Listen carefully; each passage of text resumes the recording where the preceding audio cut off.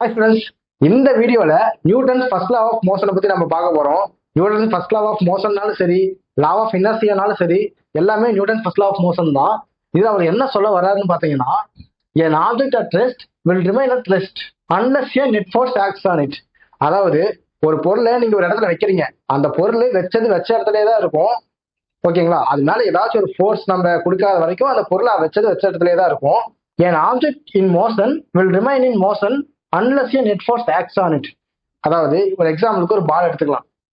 ஒரு பால் எடுத்து ஒரு டேபிள் மேல வைக்கிறீங்க, இல்ல ஒரு கிரவுண்ட்ல வைக்கிறீங்க.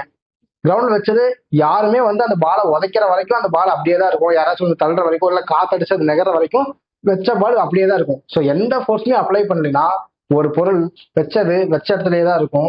அதே மாதிரி அதே பாலை ஒருத்தர் ஓடி உதைக்கிறாங்க, அப்படி இல்லைன்னா வேகமா காத்தடிக்குது அப்படிங்கிறப்ப மூவ் ஆகும்போது அந்த ஸ்பீட்ல போய்கிட்டே தான் இருக்கும். இடையில தரையில இருக்கிற ஃபிரிக்ஷன், அந்த ஏர் ஆப்போசிட்ல ஏர் வருது பாத்தீங்களா, அந்த ஏரோட ஃபோர்ஸ், இந்த ஃபிரிக்ஷன் அதெல்லாம் எதுவுமே இல்லைன்னு பாத்தீங்கன்னா அந்த பால் ஒரு ஸ்பீட்ல போய்கிட்டே இருக்கும். ஏதாவது ஒரு எக்ஸ்டர்னலா ஒரு ஆப்ஜெக்ட் அதை தடுக்கிற வரைக்குமே, இல்ல ஒரு காத்து வேகமா அடிச்சு அந்த பாலோட ஸ்பீடை ஸ்லோ பண்ணி அதை நிப்பாட்டுற வரைக்குமே, அது வரைக்குமே அந்த பால் மூவ் ஆகிட்டே தான் இருக்கும்.